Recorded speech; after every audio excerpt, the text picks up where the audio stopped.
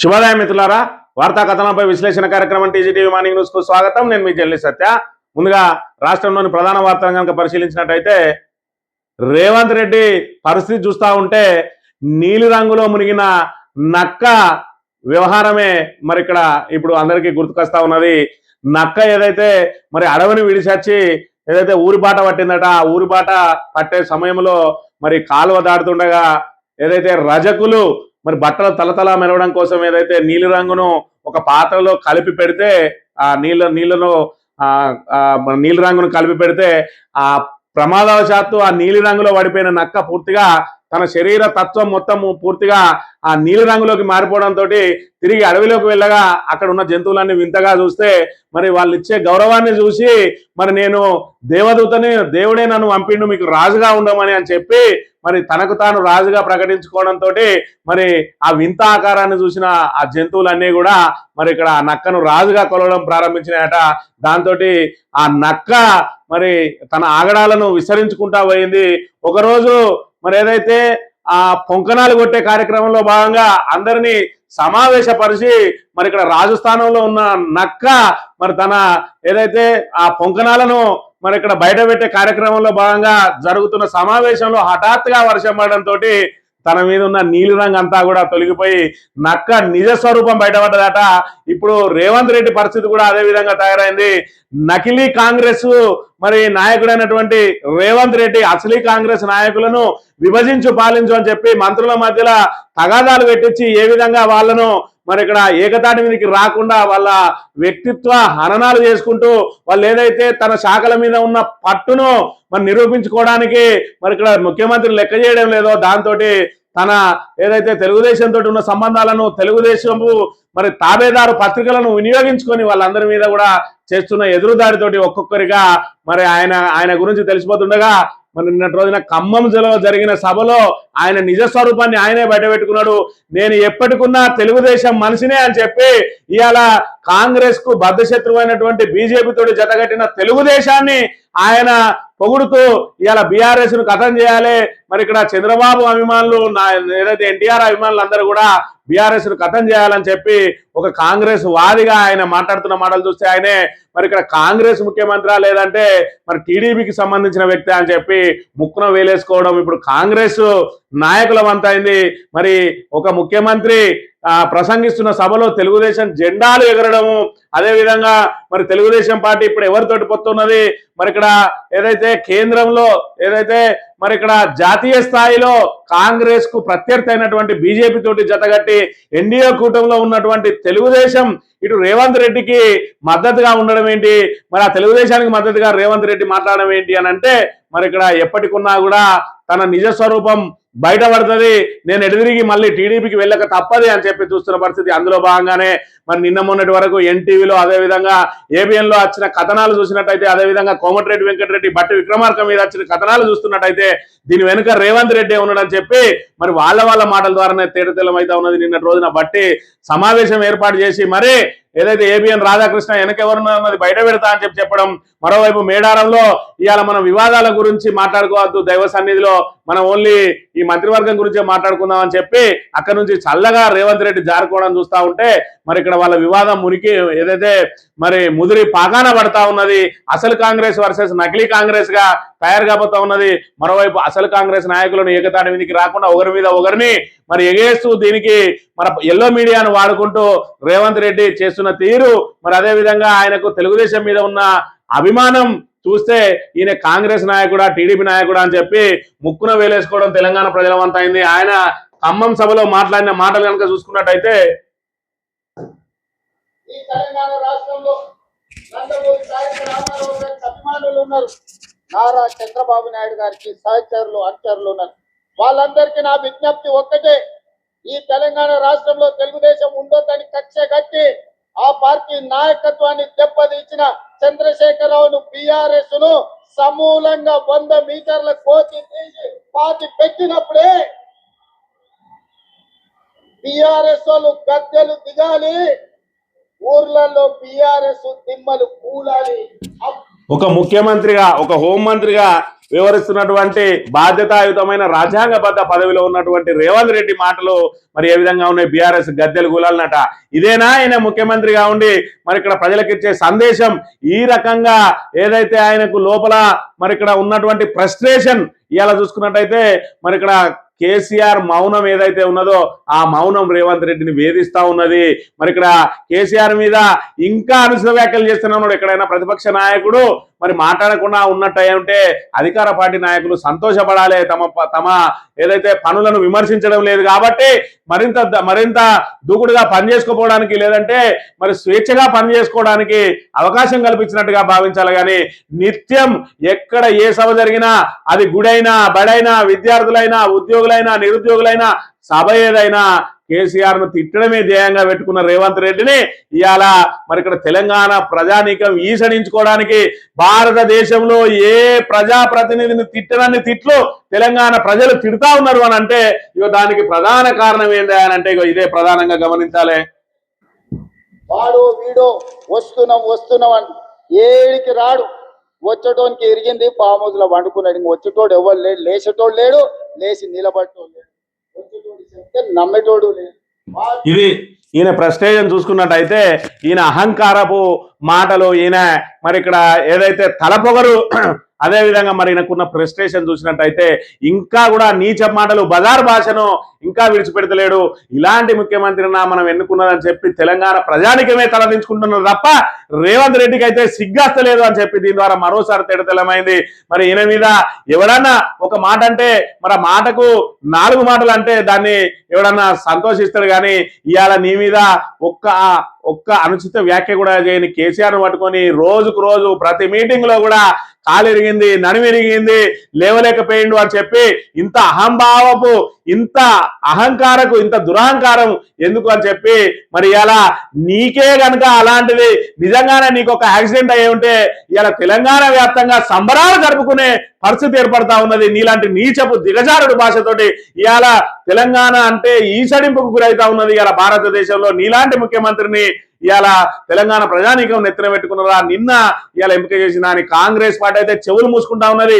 ఏదైతే కేవలం 3 రాష్ట్రాలలో మరి ఇక్కడ అధికారంలో ఉన్నది, అందులో నీలాంటి వారు ముఖ్యమంత్రిగా ఉండడం కాంగ్రెస్ పార్టీకి మరి అది ఖచ్చితంగా వాళ్ళు చేసుకున్న పాపమే అని చెప్పి నిన్ను మెడబట్టి గింటుదామంటే నువ్వు టీడీపీ తోటి బీజేపీ తోటి మరి ఇక్కడ అంటగాగుతూ మరి ఇక్కడ నిన్ను గదమికెళ్ళి దొబ్బేసిన మరుక్షణం మొత్తం ప్రభుత్వాన్ని కూల్చడానికి ఏదైతే మరి బ్లాక్ మెయిల్ రాజకీయాలకు పాల్పడతా ఉన్నావో నిన్ను ఏ విధంగా తప్పించుకోవాలో అర్థం కాక ఏదైతే కాంగ్రెస్ అధిష్టానం మరి ఇక్కడ తలకాయలు పట్టుకుంటున్న పరిస్థితిని కూడా మనం ఇక్కడ చూడవచ్చు. ఈ రకంగా నీచమైన భాషతోటి మరి ఈయన మాట్లాడుతున్న మాటలు ఈ విధంగా ఉన్నాయి. వార్తా కథనాలను కనుక పరిశీలించినట్టయితే కాంగ్రెస్ కొట్లాట, సీఎం టీడీపీ పాట,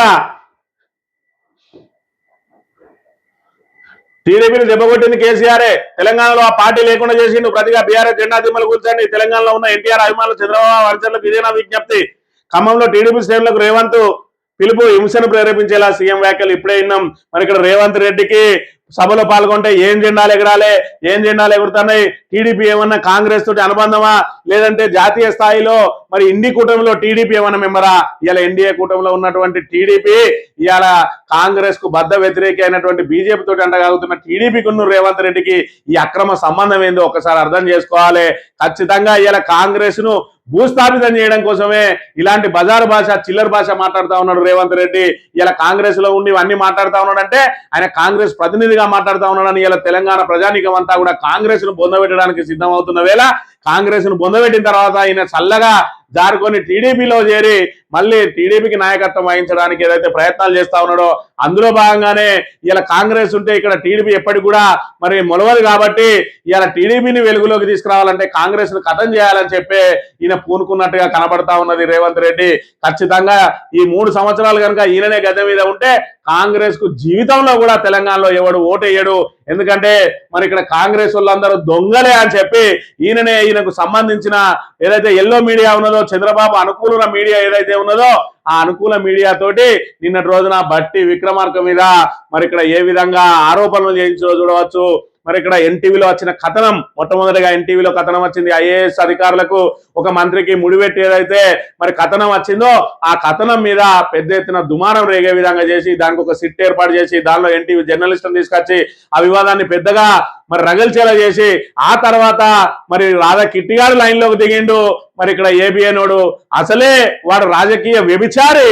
మరి అలా ఏదైతే మరి ఇక్కడ రాజకీయ పార్టీలకు వంతపాడి టీడీపీకి వంతపాడే మరి టీడీపీ ఎల్లో పత్రిక ఇవాళ నీతులు చెప్తా ఉన్నది తెలంగాణ కోసం. ఆ నీతులు చెప్పి ఆ రాధా కిట్టిగా లైన్లోకి దిగి ఇవాళ ఎన్టీవీ కథనం వెనుక మరి ఇక్కడ నైనీ బ్లాక్ ఏదైతే ఒరిస్సాలో నైనీ బ్లాక్ వేలం పాట ఉన్నదో దానికి వివాదమే రాజుకున్నది. మంత్రి కోమటిరెడ్డి వెంకటరెడ్డి తన తమ్మునికి ఆ నైనీ బ్లాక్ కేటాయించడం కోసం పట్టుబట్టిండు.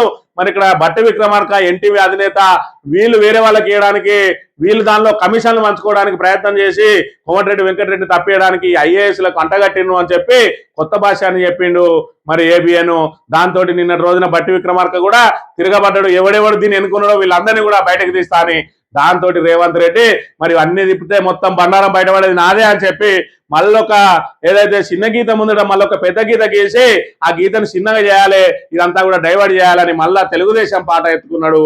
ఖమ్మం పోగానే తెలుగుదేశం ఎందుకు గుర్తుకొచ్చింది అంటే ఈ మంత్రుల వివాదం మళ్ళీ అది మొత్తం పూర్తిగా బట్టబయలైనట్టయితే దానిలో దోషిగా రేవంత్ రెడ్డి తేలుతారు. కాబట్టి ఇవాళ మంత్రులను ఏదైతే అసలు కాంగ్రెస్ నాయకులందరినీ కూడా వాళ్ళను వాళ్ళ వ్యక్తిత్వ హననానికి పాల్పడుతూ వాళ్ళను డిఫెన్స్ లో పడేసి ఎవరు కూడా తన సీటు దగ్గర కూడా రాకుండా చేయాలని చెప్పి ఒకరికొకరికి అంటకుండా చేయాలని చెప్పి అసలు కాంగ్రెస్ నాయకులందరూ కూడా బట్టి విక్రమార్క కానీ కోమటిరెడ్డి వెంకటరెడ్డి కానీ ఉత్తమ్ కుమార్ రెడ్డి కానీ శ్రీధర్ బాబు కానీ వీళ్ళందరూ కూడా ఒక్కటైనట్టు అయ్యే ఉంటే తన సీటు సిరిగిపోద్ది అని చెప్పి వాళ్ళ మధ్యలో వాళ్ళ విభేదాలు పెట్టడానికి ఎల్లో మీడియాను వాడుకుంటా ఉన్నాడు. దానికి ఏదైతే మరి రాజకీయ వ్యభిచార పత్రికగా నడిచేటువంటి ఏబిఎన్ రాధాకృష్ణ శిల్క పలుకులు వలుకుతూ ఇవాళ నీతులు చెప్పే కాడికి వచ్చిండు. ఏది ఏమైనా కూడా ఇవాళ రేవంత్ రెడ్డి నిజస్వరూపం అనేది కాంగ్రెస్ నాయకులకు కూడా తేటతెల్లమైంది.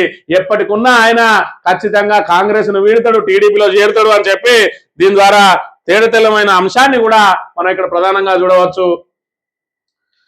ఇక దేవతల వద్ద వివాదాల వద్ద కేబినెట్ కు ముందే రేవంత్ వేడుకోలు, పంచాయతీలపై మరో చర్చిద్దామని సూచన, రాజీనామా అంశంపై చర్చకు సిద్ధమైన కోమటిరెడ్డి, మీడియాలో వచ్చిన కథనాలపై బట్టి సీరియస్, ముందే సిద్ధం చేసిన ఫైళ్లను ఓకే చేసిన మంత్రివర్గం, రేపు ఎల్లుండ మున్సిపల్ షెడ్యూల్, ఫిబ్రవరి 2వ వారంలోగా ఎన్నికలు పూర్తి చేయాలి, రాష్ట్ర కేబినెట్ నిర్ణయం, మేడారంలో సమావేశం. మరి ఇంత పెద్ద ఎత్తున దుమారం రేగుతా ఉన్న వేళ మరి ఇక్కడ బట్టి విక్రమార్క ఆల్రెడీ వాళ్ళ బండారం అంతా బయట పెడతా అన్నాడు. అయితే ఈ మంత్రివర్గ సమావేశంలో పెద్ద ఎత్తున రచ్చ జరుగుతుందని చెప్పి అందరూ ఊహించిండు. కానీ రేవంత్ రెడ్డి ఈ దేవతల దగ్గర పెట్టుకున్నాం మనం, మరి హైదరాబాద్ లో పెడితే ఇదంతా కూడా బండారం పట్టబయలై మరి పెద్ద ఎత్తున దుమారం రేగే అవకాశం ఉన్నదని ప్లాన్డ్ గా ఇవాళ మేడారంలో దాన్ని కేబినెట్ సమావేశం ఏర్పాటు చేసి మరి దేవతల దగ్గర ఉన్నాం, మనం మేడారంలో ఉన్నాం, మరి మన పరువు తీసుకోవద్దని చెప్పి ఇక్కడ ఏది మాట్లాడద్దు, మనం వ్యక్తిగతంగా కూర్చొని మాట్లాడుకుందాం అని చెప్పి చల్లగా జారుకున్నాడట. మెల్లగా ఏదైతే ముందే పెట్టిన ఫైళ్లను సంతకాలు పెట్టుకొని ముందే షెడ్యూల్ ఏదైతే ఖరారైందో దాని ప్రకారమే మంత్రివర్గ సమావేశాన్ని నిర్వహించుకున్నారు. రేపటి నుంచి వాళ్ళకి అనిపిస్తే పగులుతుంది, నువ్వు చెప్పేది వినను, నేను చెప్పిందే వినాలే, ఈడ మెటీరియల్ బండ్లు కనిపిస్తే బాగుండదు, కాంట్రాక్టర్ కాంగ్రెస్ మాజీ ఎమ్మెల్యే బెదిరింపు సోషల్ మీడియాలో హల్చల్ చేస్తున్నాడు అని చెప్పి మరి ఇక్కడ సంపత్ కుమార్ ఏదైతే ఉన్నాడో ఏఐసిసి సెక్రటరీ మాజీ ఎమ్మెల్యే మరి ఇక్కడ 8 కోట్లు ఇవ్వాలని కాంట్రాక్టర్ బెదిరిస్తే కాంట్రాక్టర్ పోలీసులకు కంప్లైంట్ ఇచ్చినా కూడా ఇప్పటి వరకు దాని మీద చర్యలు లేవు. మరోవైపు చూసుకున్నట్టయితే బీఆర్ఎస్ ఏదైతే బయట పెట్టిందో దాని మీద ఎదురుదాడికి దిగిన సంపత్ కుమార్ ఆడియో కూడా నిన్నటి రోజున బట్టబయలైంది. మరి ఆయన మాజీ ఎమ్మెల్యేగా ఉండి ఇవాళ హైవే కాంట్రాక్టర్ ను 8 కోట్లు ఇవ్వాలా లేకపోతే మరి ఇక్కడ మిమ్మల్ని మీ అంతు చూస్తామని బెదిరిస్తా ఉన్నాడు అంటే కాంగ్రెస్ లో ఏ విధంగా ఉన్నది పరిపాలన అనేది మనకు కనబడతా ఉన్నది. ఎవడు పడతాడు దోచుకోవడానికే సిద్ధపడతా ఉన్నాడు తప్ప దీనిలో ప్రజా ఏదైతే ఉపయోగాల కోసం ప్రజా సమస్యల పరిష్కారం కోసం ఒక్కరు కూడా ప్రయత్నం చేస్తలేడు. ఇక్కడ చూసుకున్నట్టయితే మరి ఇక్కడ మాజీ బ్యూరోక్రాట్ పివిఎస్ శర్మ నిన్నటి రోజున ఒక ట్వీట్ చేసినట్టు ఏమని, సీఎం పదవి కొడితే టీడీపీలోకి రేవంత్, టీడీపీ అనుకూల మీడియాతో కాంగ్రెస్ పై రాతలు, అందుకే కాంగ్రెస్ లో ఉంటూనే లోపల పార్టీని బలహీనపరిచే చర్యలు. మాజీ బ్యూరోక్రాట్ పివిఎస్ శర్మ సంచలన ట్వీట్. ఆయన సంచలన ట్వీట్ చేసింది కానీ ఇప్పటికే కాంగ్రెస్ వాళ్ళే అనుకుంటా ఉన్నారు కాంగ్రెస్ పార్టీని ఖతం చేయడం కోసమే రేవంత్ రెడ్డి ఇవన్నీ చేస్తా ఉన్నాడు. ఎలా ఏదైతే మరి ప్రతిపక్ష నాయకునిగా తెలంగాణ తీసుకొచ్చిన మరి ఇక్కడ ఏదైతే తెలంగాణ కోసం సావు నోట్ల తలబెట్టి తెలంగాణ తీసుకొచ్చిన ధీరోదాత్తుడైనటువంటి కేసీఆర్ మీద అనుచిత వ్యాఖ్యలు చేయడం మూలంగా కాంగ్రెసే సర్వనాశనం అవుతుంది తప్ప కేసీఆర్ని తిడితే కేసీఆర్కి వచ్చే నష్టం ఏంది అని చెప్పి వాళ్ళే ప్రశ్నిస్తున్న పరిస్థితి. నిత్యం కేసీఆర్ రేవంత్ రెడ్డి మీద ఒక పన్నెత్తు మాట అనుకున్నా కూడా నిత్యం రోజు ఆయనను మరి ఇక్కడ మానసికంగా హింసించే కార్యక్రమంలో భాగంగా ఆయన మీద ఏదైతే వ్యాఖ్యలు చేస్తా ఉన్నారో తెలంగాణ ప్రజానికం అంతా కూడా మండిపడతా ఉన్నది. మరి రేవంత్ రెడ్డి కూడా కావాలనే తిడతా ఉన్నాడు. ఇలా కాంగ్రెస్ ను సర్వనాశనం చేయడానికి ఆయన నడుం కట్టిండి అని చెప్పి కూడా ఇలా బ్యూరోక్రాట్లు మరి ఇక్కడ మేధావులు కూడా చెప్తున్న పరిస్థితి. మరోవైపు కాంగ్రెస్ నాయకులు కుమిలిపోతున్న పరిస్థితి. మరోవైపు కాంగ్రెస్ మరి ఇక్కడ ఏదైతే అసలు కాంగ్రెస్ నాయకుల మధ్యలో ఏ విధంగా మరి మంత్రుల మధ్యలో ఇవాళ వివాదాలు సృష్టించి ఒకరికొకరికి అంటకుండా చేసి కాంగ్రెస్ ను విచ్ఛిన్నం చేస్తున్న పరిస్థితిని కూడా వాళ్ళందరూ గమనిస్తున్న పరిస్థితిని మనం ఇక్కడ చూడాలి. ఇక ముఖ్యమంత్రివా ముఠా నాయకుడివా అంటున్న కేటీఆర్ సీఎం హోంమంత్రిగా ఉన్నా అనే సోయి లేదా, బీఆర్ఎస్ జెండా గద్దెలను కూల్చేయమంటావా, రాజ్యాంగ పదవిలో ఉండి నేరాల్ని ప్రోత్సహిస్తావా అని చెప్పి మరి జెండా గద్దెలను కూల్చేయ అని చెప్పి ఒక ముఖ్యమంత్రి చెప్తా ఉన్నాడంటే మరి ముఖ్యమంత్రి మరి ఇక్కడ ఏమంటాడు, ముఖ్యమంత్రివా ముఠా నాయకునివా అంటాడు. ఇంకో అడుగు ముందుకేసి చిల్లరగానివా అని చెప్పి అనాల్సిన పరిస్థితి. ఎందుకంటే చిల్లరగాళ్ళ కంటే అధ్వానంగా మాట్లాడుతా ఉన్నాడు రేవంత్ రెడ్డి అనే విషయాన్ని మనం ఇక్కడ గమనించాలి. రేవంత్ డిఎన్ఏలోనే ద్రోహబుద్ధి ఉంది అంటున్న హరీష్ రావు వెన్నుపోట్లు అబద్ధాలు ఆయనకు పరిపాటే. రేవంత్ రాజకీయ ప్రస్థానమే ద్రోహాల పుట్ట. కాంగ్రెస్ లో ఉంటూ బీజేపీతో చీకటి స్నేహాలు, బీఆర్ఎస్ దిమ్మలను కూల్చాలని ముఖ్యమంత్రి పిలుపునివ్వడం, నేరాన్ని ప్రోత్సహించడం అంటే ఆయన బతికే మరి బ్లాక్ మెయిల్ బతుకు. ఇవాళ ఆయన వచ్చిందే వాడిని వీడిని తొక్కుకుంటూ వచ్చినా అని చెప్పి ఇవాళ కోమటిరెడ్డి వెంకటరెడ్డిని, బట్టి విక్రమార్కను, ఉత్తమ్ కుమార్ రెడ్డిని, శ్రీధర్ బాబును వీళ్ళందరినీ తొక్కుకుంటూ వచ్చి ముఖ్యమంత్రి అయింది. కాబట్టి ఎక్కడోళ్ళు అక్కడ మళ్ళీ వాళ్ళను ఎక్కడికక్కడ తొక్కి పెట్టడానికి ఇలా అసలు కాంగ్రెస్ మధ్యలో మరి ఏదైతే ఆ టెండర్ల వివాదాన్ని సృష్టించి మరి ఒకరికొకరికి అంటకుండా ఇలా ఎల్లో మీడియాను వాడుకుంటూ పూర్తిగా అసలు కాంగ్రెస్ ను పూర్తిగా సర్వనాశనం చేస్తున్న పరిస్థితిని కూడా మనం ఇక్కడ చూడవచ్చు. ఉద్యమ గొంతులపై సర్కార్ కత్తి. ఐ&పిఆర్ ఆధ్వర్యంలో వాట్సాప్ గ్రూప్ ఏర్పాటు. టీ న్యూస్, నమస్తే తెలంగాణ, తెలంగాణ టుడే ప్రతినిధుల తొలగింపట. యూట్యూబ్ ఛానల్, వెబ్సైట్లు, డిజిటల్ పత్రికలకు అందరం. మేడారంలో క్యాబినెట్ కు హైదరాబాద్ నుంచి ఆస్థాన మీడియా. ముఖ్య నేత ఒత్తిడితో ప్రశ్నిస్తున్న సంస్థల జర్నలిస్టుల తొలగింపట. మరి ఏదైతే ఈ రకమైనటువంటి ఏదైతే తొలగింపు కార్యక్రమాలు లేదంటే గొంతు నొక్కే కార్యక్రమాలు ఎవరు చేసినా కూడా చివరకు వాళ్ళే నాశనం అవుతారు. ఇవాళ కాంగ్రెస్ పార్టీ మరి గతంలో ఏదైతే తీన్మార్ మల్లన్న, అదే విధంగా జర్నలిస్ట్ రఘులాంటి గానోళ్ళు ఎట్లా పడితే అట్లా మాట్లాడేటోళ్లను అరెస్టులు చేస్తేనే గగ్గోలు పెట్టిర్రు. ఇవాళ వాళ్ళ తాబేదారుగా ఉండి వాళ్ళకు సంబంధించి వాళ్ళు ఇచ్చిన లీకులు వార్తలు రాసినలోనే వాళ్ళ పేరు ప్రతిష్ట కోసం ఇవాళ అరెస్టులు చేస్తున్న పరిస్థితిని కూడా మనం చూస్తా ఉన్నాం. కేవలం మంత్రుల మీద దుమ్మెత్తిపోయడానికి, అదేవిధంగా ఐఏఎస్ అధికారులను చెప్పు చేతుల్లో పెట్టుకోవడానికి మరి ఏదైతే మరి విపరీత ధోరణితో కథనాలు వండి వార్పిస్తూ అసత్యాలతోటి మరి అసందర్భంగా ఆ కథనాలను మరి ప్రసారం చేయించి ఇవాళ మరి ఏ విధంగా ఆ మీడియాను ఏ విధంగా భ్రష్టు పట్టిస్తా ఉన్నది ప్రభుత్వం అనేది చూస్తా ఉన్నారు.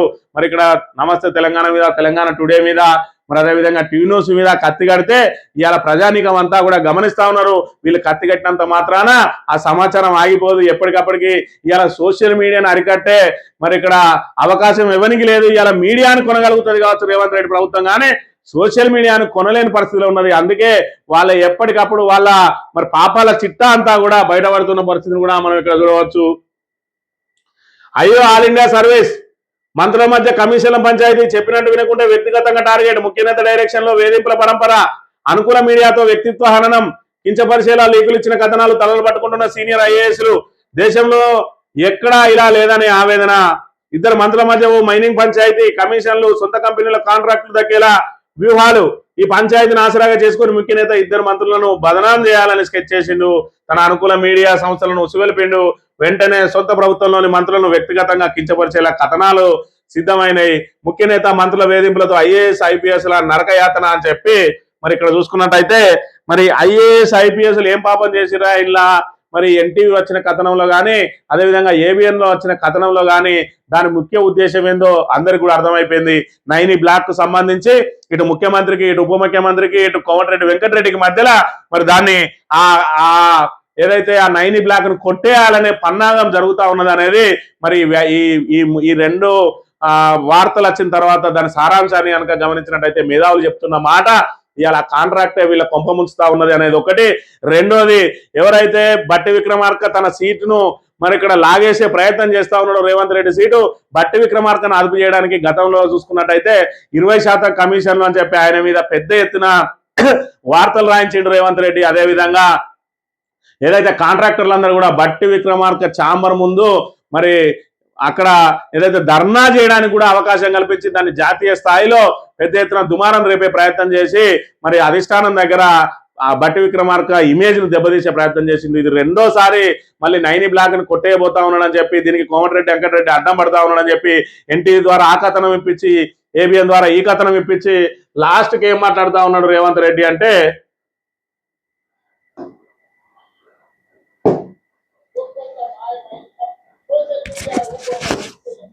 లేని అవాకులు చవాకుల మంత్రం మీద ఈ రోజు ప్రచారాలు చేస్తున్నాం, ప్రత్యక్షంగా పరోక్షంగా. ఈనాడు టెండర్ల గురించి కొన్ని పత్రికలు రాస్తున్నాయి. సింగరేణిలో కొంత కుంభకోణం జరిగింది, ఒక్కంత మాయమైందని. నేను ఆ పత్రికలకు, ఆ టీవీలకు, ఆ సోషల్ మీడియా వాళ్లకు, ఆ రాజకీయ పార్టీ నాయకులకు నేను చెప్పదలుచుకున్నా, ఈ ప్రభుత్వంలో అవకతవకలకు తావు లేదు, అనవసరమైన అవకతవకలకు తావు లేదు. మరి ఇక్కడ ఆ టెండర్లలో మరి పెద్ద ఎత్తున లోపాలు జరుగుతున్నాయి, సింగరేణి బొగ్గంట అమ్ముకుంటానని ఎవరు రాసిండ్రు? నువ్వు ఎవరి ఇంటికైతే పోయి బొకేలు ఇచ్చొచ్చి వాళ్ళ ఆశీర్వాదాలు తీసుకున్నావో వాళ్ళు నీ దగ్గరికి వస్తే మరి ఇక్కడ కారు రాక పోయి డోర్ తీశారని ఎక్కించినవో నీ గురువుకు సంబంధించిన మరి ప్రముఖ సలహాదారు అయినటువంటి రాధాకృష్ణ రాసిన మరి ఏదైతే వార్తలు అవి ఇవాళ కేవలం రాధాకృష్ణ నీ ఒక్కని కోసమే, కాంగ్రెస్ పార్టీ కోసం కాదు, కేవలం రేవంత్ రెడ్డి కోసం మాత్రమే పనిచేస్తా ఉన్నాడు. దానికి ప్రధాన కారణం ఏంటంటే చంద్రబాబు నాయుడుకు సంబంధించిన పత్రిక అది. చంద్రబాబు నాయుడు అడుగులకు మడుగులవుతుంది. చంద్రబాబు నాయుడుకి నువ్వు శిష్యునివి, ఎప్పటికున్నా నువ్వు టీడీపీలనే చేరుతావని చెప్పి నిన్ను మాత్రమే కాపాడుకోవడానికి చంద్రబాబు నాయుడు వండిన వల అది. దానిలో భాగంగా నిన్ను కాపాడడం కోసం మరి ఇక్కడ బట్టి విక్రమార్కని తీసుకొచ్చాను లేస్తే మళ్ళీ ఏమి ఎరగని ఎడ్డి నాగన్న లెక్క మా ప్రభుత్వంలో బొగ్గేవాడు అమ్ముకోలేదు, మరి బొగ్గేవాడు అమ్ముకోకపోతే టెండర్ ఎందుకు క్యాన్సిల్ చేసిర్రో ఇప్పుడు చెప్పాలి. సిట్టేసేదన్నా ముఖ్యమంత్రికి సంబంధం లేదని తేల్చి చెప్పడానికి ఏబిఎన్ రాధా కిట్టిగాడు ఎవడో కూడా ఇలా తెలంగాణ సమాజానికి నువ్వు సమాధానం చెప్పాలి. సిట్టు ఏర్పాట్లో రేవంత్ రెడ్డికి అసలు సంబంధమే లేదు, ఆయన నోటీసులే లేదని చెప్పి రాధా కిట్టిగాడు ఎట్లా చెప్పిండు, దాన్ని నువ్వు ఎందుకు ఖండిస్తలేవు? అసలు మీ మధ్యలో ఉన్నది ఏంటిది అనేది ఇలా తెలంగాణ ప్రజానీకానికి అంతా కూడా తెలుసు.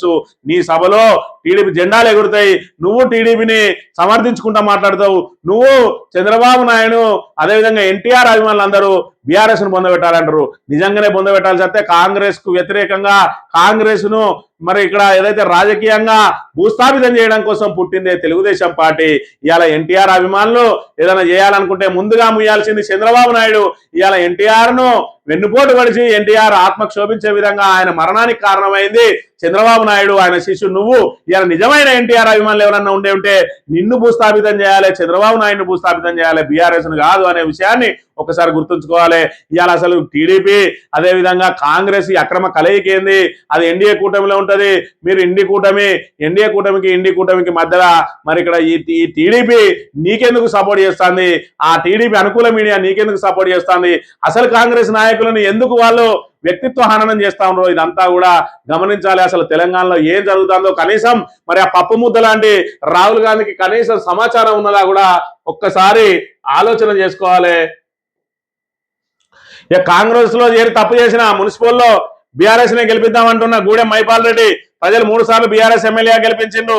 కాదని కాంగ్రెస్ లో చేరితే ఎంట్రిక మందం లాభ జరగలే. అనుచరుల భేటీలో ఫిరాయింపు ఎమ్మెల్యే మైపాల్ రెడ్డి సుప్రీంకోర్టు గడువు నేపథ్యంలో ఆసక్తికర వ్యాఖ్యలు అని చెప్పి 10 మంది ఏదైతే మరి ఇక్కడ పార్టీ మారిందో వాళ్ళు ఇప్పుడు మల్లగుల్లాలు పడతా ఉన్నారు. ఎందుకు చేయడం అని ఎవడో కడియం శ్రీగారు లాంటి వాళ్ళు పదవి కాంక్షతోటి ఉన్న వాళ్ళు తప్పితే మిగతా వాళ్ళందరూ కూడా మేము చేరి తప్పు చేసినామని చెప్పి అనుకుంటా ఉన్నారు. అందులో గూడెం మైపాల్ రెడ్డి మరి ఇక్కడ బాజాబ్తా చెప్తా ఉన్నారు కాంగ్రెస్ లో చేరితే వెంట్రుక మందం లాభ జరగలే అని. ఈయననేమో మరి కాంగ్రెస్ లో చేరలేదని ఈ ధృతరాష్ట్ర లాంటి స్పీకర్ చెప్తాడు, ఈయననేమో నేను కాంగ్రెస్ లో చేరి తప్పు చేసిన అని చెప్పి చెప్తా ఉన్నాడు. దానికి పశ్చాత్తాప పడతా ఉన్నాడు. మరోవైపు ఇలా బీఆర్ఎస్ మరి ఏదైతే మున్సిపల్ ఎన్నికల్లో బీఆర్ఎస్ అభ్యర్థిని గెలిపించానని చెప్పి ఆయన అభిమానులందరికీ కూడా పిలుపునిస్తా ఉన్నాడు అని అంటే కాంగ్రెస్ పరిస్థితి ఎంత దిగజారిందో ఒక్కసారి ఆలోచన చేసుకోవచ్చు. ఇంకా 3 సంవత్సరాల పదవి ఉండంగానే పదవి కాలం అధికారం ఉన్నా కూడా వీళ్ళు ఇప్పటికే మేము వాళ్ళ చేరి తప్పు చేసినాము అని అంటా ఉన్నారు అని అంటే కాంగ్రెస్ లో ఉన్న పరిస్థితి ఏమున్నది? ఎవడు ఏ విధంగా దోపిడీ చేసుకుంటా ఉన్నారు? ప్రజల కోసం ఆలోచించేటోడు ఒక్కడు కూడా లేడు. కాబట్టి నా నియోజకవర్గానికి నేను ఏదో అభివృద్ధి జరుగుతుందని ఆశిస్తే ఎలాంటి అభివృద్ధి లేదు అని చెప్పి ఆయన చెప్తున్న పరిస్థితిని బట్టి ఇలా కాంగ్రెస్ లో పరిస్థితులు ఏ విధంగా నెలకొన్నాయో మరి ఇక్కడ అర్థమైతా ఉన్నది. ఇప్పటికే కాంగ్రెస్ ఎమ్మెల్యేలే మేము ఎక్కడికైనా ఊళ్ళలో పోతే కనీసం 2-3 లక్షల ఫండ్ అడిగితే కూడా ఇయ్యలేని దుస్థితిలో ఉన్నామని చెప్తా ఉన్నారు. మరి నేను చెప్తున్న అభివృద్ధి అంతా ఏడ జరుగుతుంది, ఏ కోట్ల రూపాయలు ఎడిగిపోతున్నాయి. 3 లక్షల కోట్ల అప్పు తీసుకొచ్చి రేవంత్ రెడ్డి ఏం చేసిండే అంటే ఎవరి జేబులు ఎట్ట నింపుకోవాలని చెప్పి మరి ఆ కుయుక్తులు వన్నుతూ కాంట్రాక్ట్ల కోసం కొట్టాడుతారు, కమిషన్ల కోసం కొట్టాడుతారు. దానికోసం ఈ ఎల్లో మీడియాను వాడుకొని ఒకరి మీద ఒకడు నిందలేసుకుంటూ తిరుగుతా ఉన్నారు. ఆఖరికి మరి రేవంత్ రెడ్డి ఏదైతే టీడీపీ జపం చేస్తా ఉన్న పరిస్థితిని కూడా చూడవచ్చు. ఈ సాక్షి దినపత్రిక విషయానికి వస్తే ఫిబ్రవరిలో మున్సిపల్స్ మేడారంలో కేబినెట్ కీలక నిర్ణయాలట. 121 మున్సిపాలిటీలకు గాను 5 మున్సిపాలిటీలు మరి ఆగినాయి. వాటికి అదేవిధంగా 10 కార్పొరేషన్లకు 3 కార్పొరేషన్లు ఆగినాయి. 7 116 మరి వీటికి మాత్రమే ఎన్నికలు జరగబోతా ఉన్నాయి. రేపో మరి ఇక్కడ షెడ్యూల్ రాబోతా ఉన్నదని చెప్తున్న పరిస్థితి. ఇక చిల్లర కథనాలకు భయపడేది లేదు, నేను గాలికి రాలేదు, దేనికి తలవంచను, కట్టుకథ పిట్టకథ అని అల్లి ప్రజలను మభ్యపెట్టే ప్రయత్నం చేశారంటున్న బట్టి మరి కట్టుకథ పిట్టకథ అల్లింది ఎవడు, అల్లిచ్చింది ఎవడో మరి దీన్ని అంతా బయట పెడతా అన్నాడు. మరి బట్టి విక్రమార్క రగిలిపోతా ఉన్నాడు. మరి దానికి సంబంధించిన ఇంకా ఆధారాలు చేతికి రాలేదు కావచ్చు. మొత్తంగా దీని వెనుక రేవంత్ రెడ్డి ఉన్నాడనే మరి చిన్న పిల్లాడిని అడిగినా చెప్తాడు. మరి దానికి కావాల్సిన ఆధారాల కోసం ఎదురు చూస్తా ఉన్నాడా బట్టి మరి దేనికోసం చూస్తున్నా. మొత్తానికైతే మరి ఆయనను 2వ దెబ్బ కొట్టడానికి ప్రయత్నం చేసిండు. మొదటిసారి దెబ్బ కొడితే నిలబడ్డాడు. మరి ఏదైతే 20% కమిషన్ కాంట్రాక్టర్ల దగ్గర వసూలు చేస్తా ఉన్నాడని చెప్పి ఏకంగా కాంట్రాక్టర్లనే సచివాలయంలో చాంబర్ ముందట మరి ఇక్కడ ధర్నా చేయడానికి కూడా అవకాశం కల్పించిండు రేవంత్ రెడ్డి వాళ్ళందరితోటి, చిన్న కాంట్రాక్టర్లతోటి. దాంతో పెద్ద ఎత్తున ఆయన మీద మచ్చబడ్డది. మరి దాన్ని తులుపుకునే ప్రయత్నం చేస్తుండగానే 2వ తీసుకొచ్చి 9 బ్లాక్ అమ్ముకుంటాడని చెప్పి మళ్ళీ ఆయన మీద 2వ తెచ్చింది. దీనికి అంతటి కూడా కారణం ఆయన మీద బురద చల్లితే ఆయన దులుపుకోవడానికే ఆయనకు సమయం సరిపోకుండా ఆయన డిఫెన్స్ లో పడేసి ఈయన సీటు దిక్కు ఆయన కన్నెత్తి చూడకుండా మరి ఇలా ఎల్లో మీడియాని ఏ విధంగా వాడుకుంటా ఉన్నాడో ఇక్కడ చూడాలి. మళ్ళీ ఏం తెలియని ఎడ్డి నాగాన లెక్క మంత్రులను బదనాం చేయొద్దు అని చెప్పి మీడియా యాజమాన్య గొడవలు ఉంటాయి, మీరు చూసుకోండి అని చెప్తా ఉన్నాడు. మీడియా యాజమాన్యాల మధ్యలో గొడవలు లేవు. ఈ మంత్రులు ఏదైతే నీ సీట్ లాగే ప్రయత్నం చేస్తా ఉన్నారో, నీ గురువు ఎవడైతే ఉన్నాడో నీ చంద్రబాబుకు మరి వంతపాడే ఎల్లో మీడియా అది నిన్ను కాపాడే మరి ఇక్కడ భుజాల మీద వేసుకునేది కాపాడే బాధ్యతను అందులో భాగంగానే నీ చుట్టూ నీ దగ్గరికి ఎవడైతే వస్తాడో నీ సీటు చింపడానికి ఇక వాళ్ళ మీద బురద చల్లడానికే ఈ రాధాకిట్టి గారు పూనుకుంటా ఉన్న పరిస్థితిని చూడవచ్చు. ఆంధ్రజ్యోతి విషయానికి వస్తే మున్సిపల్స్ ఓకేనట. వచ్చే నెలలో నిర్వహణకు కేబినెట్ నిర్ణయం. మేడారంలో సమావేశం కీలక నిర్ణయాలు. 2027 గోదావరి పుష్కరాలకు ఏర్పాట్లు. మెట్రో 2వ దశ భూసేకరణకు పచ్చజెండా. 2787 కోట్లు కేటాయించాలని నిర్ణయం. పోలీస్ కమాండ్ కంట్రోల్ సెంటర్ నుంచి శిల్ప లేఅవుట్ వరకు హై లెవెల్ బ్రిడ్జ్ అట. మరి ఇక్కడ చూసుకున్నట్టయితే మున్సిపల్స్ కు ఓకే, ఫిబ్రవరి 2వ వారం లోపల ఎన్నికలు పూర్తి చేయాలని చెప్పి మరి ఇక్కడ తీర్మానం చేసిండ్రు. మరి అదేవిధంగా గోదావరి పుష్కరాలు నిర్వహిస్తారట. మరి ఈ కథ కూడా కనబడితే మన సరస్వతి పుష్కరాలకు మరి ఇక్కడ ఎన్ని టెంపరీ పనులు చేసి మరి కోట్లాది రూపాయలను ఏ విధంగా కొట్టేసిరు.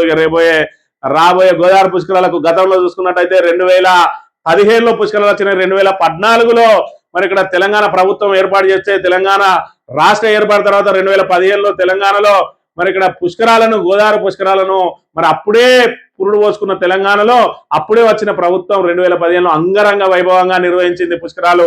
భక్తులకు ఎలాంటి లోటు రాకుండా అప్పటిదప్పుడు పుష్కర ఘాట్లు ఏర్పాటు చేసి సకల సౌకర్యాలు కల్పించింది.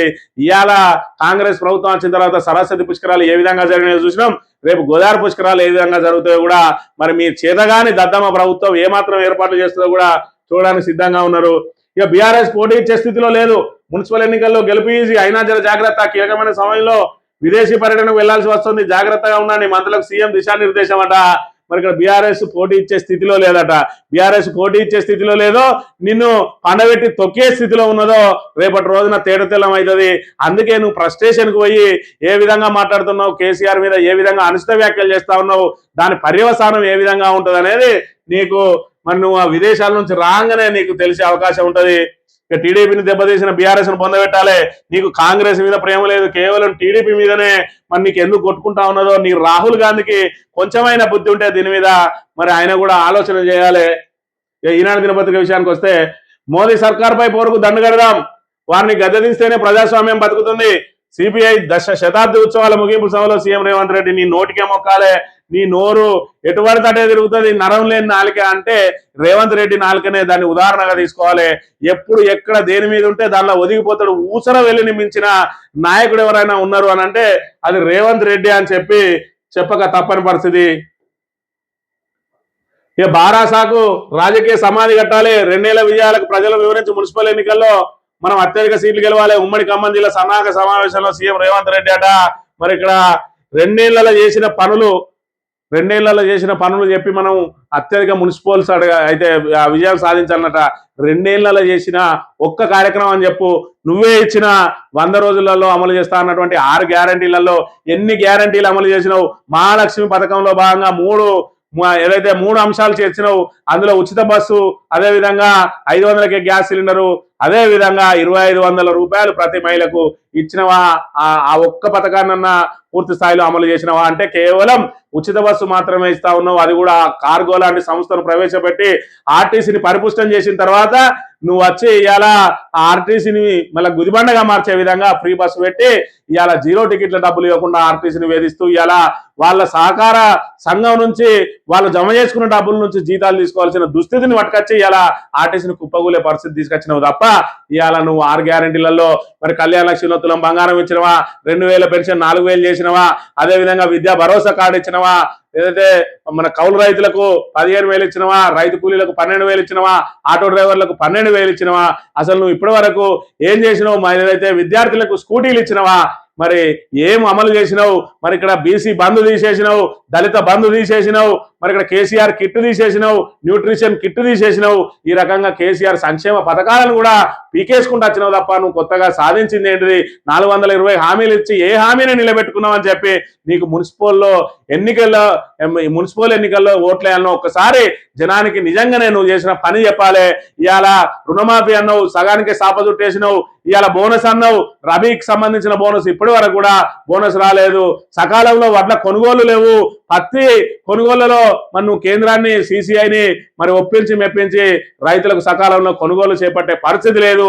సోయా, మొక్కజొన్న, మరి కందులు, మినుములు లాంటివి అయితే వీటికి అసలు మద్దతు ధర అనే దిక్కే లేకుండా పోయింది. ఈ రకంగా సబ్బండ వర్గాలను రోడ్ల మీద దింపుతున్నావు. ఇవాళ ఒక్క యూరియా బత్త కోసం రాత్రులు మరి అర్ధరాత్రులు రాక రైతులు రోడ్ల మీద పడిగాపులు కాసే దుస్థితిని తీసుకొచ్చిన రేవంత్ రెడ్డి ప్రభుత్వానికి ఏ ముఖం పెట్టుకొని ఇవాళ ప్రజలు ఓట్లేస్తారు అనేది ఒక్కసారి ఆలోచన చేయాలి. ఇలా గుర్తుల మీద వచ్చిన ఓట్లు ఖచ్చితంగా మరి ఇక్కడ పంచాయతీ ఎన్నికలు చూసుకున్నట్టయితే అది గుర్తులేని ఓట్లు కాబట్టి ఒకటే పార్టీ నుంచి 3-4 ఉంటారు కాబట్టి ఎవరెవరికి వేసిర్రు. ఇవాళ ఒక పార్టీ నుంచి 4 5 ఎవరికైతే గుర్తు కేటాయిస్తాడో వాటే పార్టీ అభ్యర్థి అనేది ఇక్కడ తేడతెల్లం అవుతుంది కాబట్టి ఖచ్చితంగా నీకు దీని పరాభవం తప్పది. అందుకే విదేశాలలో పోయి మరి అలా కొత్తగా ఏదో చదువుకుంటున్నట మరి 5-6 రోజుల పాటు. అసలే మనోనికి ఇంగ్లీష్ అంటే మరి ఎలర్జీ. మరి అక్కడ హార్వర్డ్ యూనివర్సిటీలో మరి తెలుగులో చెప్తారు ఆయనే. మరి ఈ 5 రోజుల పాటు ఎలా నేర్చుకుంటాడో? ఈయనకి ఇంగ్లీష్ రాదు, వాళ్ళకు తెలుగు రాదు. మరి దాన్ని నేర్చుకుని ఏమొస్తాడా అని అంటే ఇవాళ మున్సిపల్ ఎన్నికలలో మరి ఇక్కడ ఏదైతే పరాజయం పాలైతే మరి ప్రతికూల ఫలితాలు వస్తే నేను విదేశాలలో ఉండడం మూలంగానే ఇవాళ మున్సిపల్లో దెబ్బతిన్నది. నేను అందుబాటులో ఉండి మరి మున్సిపల్ ఫలితాలు వేరే విధంగా ఉండే అని చెప్పుకోవడం కోసం ప్రీ ప్లాన్డ్ గా ఇవాళ విదేశాలకు పోతా ఉన్నాడు రేవంత్ రెడ్డి తప్ప ఇవాళ నిజంగానే నీకు మున్సిపల్స్ లో ఖచ్చితంగా కొట్టాలే క్రెడిట్ అనే ఆలోచన కనుక ఉంటే మున్సిపల్స్ లో మేము విజయం సాధిస్తామని చెప్పి నీకు నమ్మకం కనుక ఉంటే ఆ షెడ్యూల్ ఏదో దాన్ని మార్చుకొని మరి దావోస్ వరకు వెళ్ళి తిరిగి రాకుండా 25 నుంచి 30 తారీఖు రాక ఎందుకు నువ్వు మరి హార్వర్డ్ యూనివర్సిటీకి వెళ్తా ఉన్నావు అంటే కేవలం ఈ మున్సిపల్స్ లో వచ్చే ప్రతికూల ఫలితాలకు మరి సాకును వెతకడం కోసమే అని చెప్పి ఆయన ప్రయత్నం చేస్తా ఉన్నాడు. ఖచ్చితంగా మరి ఇక్కడ మున్సిపల్స్ లో ఓటమి తప్పదని ముందే అంగీకరించిండు రేవంత్ రెడ్డి కాబట్టి ఖచ్చితంగా తెలంగాణ ప్రజానీకం పాపం ఆయన నమ్మకాన్ని వమ్ము చేయకుండా వాళ్ళకు డిపాజిట్లు రాకుండా మరి ఖచ్చితంగా మున్సిపల్లో ఓడించినప్పుడే ఈ 6 గ్యారెంటీలు కానీ 420 హామీలు కానీ ఇవాళ తెలంగాణను సర్వనాశనం చేస్తున్న ఈ మంత్రులందరూ కూడా మరి సెట్ రైట్ అవుతారు కాబట్టి మరి కాంగ్రెస్ ను చిత్తుగా ఓడించాలని కోరుతూ ఇది ఈ రోజు మార్నింగ్ రేపు వెళ్తాం. Thank you very much.